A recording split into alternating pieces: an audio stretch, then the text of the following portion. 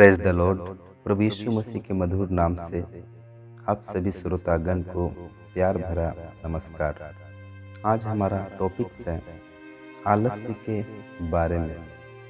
नीति वचन हमें बताता है कि एक आलसी व्यक्ति कार्य करने से घृणा करता है।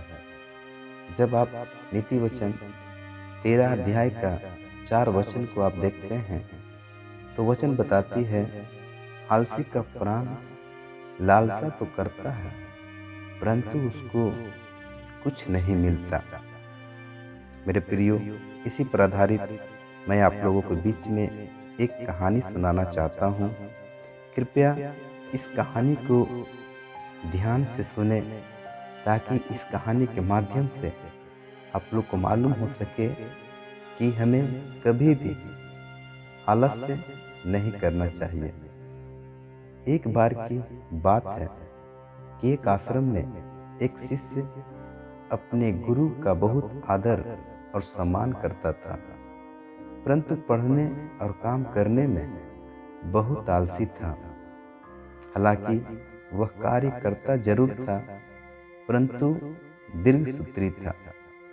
दीर्घसूत्री अर्थात जब कोई कार्य करना चाहिए तब नहीं बाद में करने की सोचता था। उसके गुरु इसके स्वभाव से बड़े चिंतित रहते थे कि कहीं यह अपने जीवन में असफल होकर संघर्ष में न फंस जाए। यह ऐसा व्यक्ति है जो बगैर परिश्रम के ही फल पाना चाहता है, हमेशा सु अवसर की तलाश में रहता और भाग्य के भरोसे ही जीवित है। ऐसे में गुरु जी ने उसका उद्धार करने की सोची। उन्होंने शिष्य को सूर्योदय के समय अपने पास बुलाया और सफेद पत्थर का एक टुकड़ा देकर बोले कि यह एक जादुई पत्थर है, मैं अभी दूसरे गांव जा रहा हूं, तब तक तुम इसे रख लो। इस पत्थर को जिस भी लोहे की वस्तु से स्पर्श कराओगे वह स्वर्ण में बदल जाएगा। लेकिन दूसरे दिन मैं सूर्यास्त के बाद लौटूंगा तो इसे तुम्हें लौटाना होगा। बस कल सूर्यास्त तक का ही समय है तुम्हारे पास। वह पत्थर देखकर गुरुजी चले गए। यह सुन और देखकर शिष्य तो बड़ा ही खुश हो गया, परंतु आलसी व्यक्ति की सोच भी बड़ी आलसी होती है। उसने आज का दिन कल्पना करने में ही बिता दिया कि मेरे पास इतना सारा स्वर्ण होगा तो मैं क्या क्या करूंगा। मैं हर तरह से सुखी, समृद्ध और संतुष्ट रहूंगा। मेरे आसपास कई नौकर चाकर होंगे, ऐसा होगा वैसा होगा। बस इसी कल्पना में उसने पूरा दिन गुजार दिया। फिर दूसरे दिन जब वह प्रातःकाल उठा तो उसने सोचा कि आज तो स्वर्ण बनाने का अंतिम दिन है। सूर्यास्त के समय तो गुरुजी लौट आएंगे। आज तो इस पत्थर का उपयोग करना बहुत जरूरी है। हालांकि अभी तो पूरा दिन पड़ा है, घर में तो बहुत कम लोहा है, इन्हें तो बाद में देखेंगे। पहले तो मैं बाजार से लोहे के बड़े बड़े सामान खरीद कर ले आता हूँ। लेकिन कौन से सामान खरीदूं? ऐसा सामान खरीदना होगा जिसमें भारी लोहा हो। लोहे के खंभे तो कहीं न कहीं मिलते होंगे। नहीं, खंभों को तो घर पर लाना मुश्किल होगा। खैर ठीक है, यह तो कर ही लेंगे। पहले खाना खा लेते हैं। फिर भोजन करने के चक्कर में दोपहर हो जाती है। भोजन करने के बाद आलस्य छा जाता है तो वह सोचता है कि अभी तो सूर्यास्त में बहुत समय है। बाजार का काम तो 1 घंटे में निपटा लेंगे। पहले थोड़ा सो लेते हैं। 4 बजे उठकर बाजार जाएंगे और एक झटके में सभी लोहे के सामान खरीद कर घर ले आएंगे और बस फिर हो जाएगा काम स्वर्ण बनाने का। ऐसा सोचकर वह सो जाता है।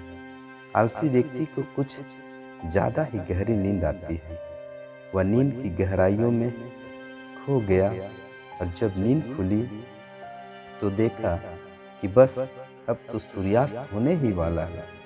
अब वह जल्दी जल्दी बाजार की तरफ भागने लगा। आधे रास्ते में सोचने लगा कि अरे, वो पत्थर भी साथ ले आता तो अच्छा होता, क्योंकि लौटने से पहले ही सूर्यास्त हो जाएगा और गुरुजी आ गए तो। तभी रास्ते में उसे गुरुजी मिल जाते हैं। उन्हें देखकर वह घबरा जाता है और उनके चरणों में गिरकर कहता है, क्षमा करना गुरुजी, उस जादुई पत्थर को एक दिन और मेरे पास रखने दीजिए। लेकिन गुरुजी कहते हैं कि नहीं, यह नहीं हो सकता, अब तुम अवसर चूक गए। गुरुजी के मना करने के बाद शिष्य का धनी होने का सपना चूर चूर हो गया। मेरे प्रियो, मैं विश्वास करता हूँ कि इस कहानी से आपको एक सीख मिली होगी। यदि वह शिष्य आलस नहीं करता तो उसका उद्धार हो सकता था, उसका सारा सपना सच हो जाता। लेकिन आलस के कारण उसका सारा सपना मिट्टी में मिल गया। इसलिए मेरे प्रियो, हमें कभी भी आलस नहीं करना चाहिए।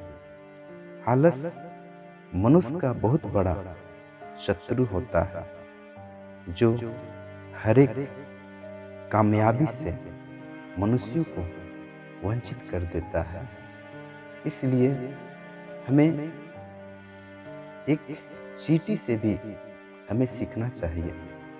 जब हम नीति वचन 6 अध्याय का जब 6 वचन को देखते हैं तो उसमें एक चींटी के बारे में लिखा गया है। उस चींटी के बारे में हमें बताया गया है कि हे आलसी, चींटियों के पास जा, उनके काम पर ध्यान दे और बुद्धिमान हो जा।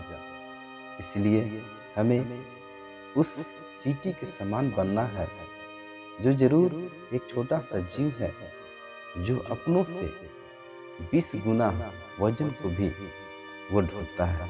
इसलिए हमें उस चींटी से हमें सीखने की दरकार है।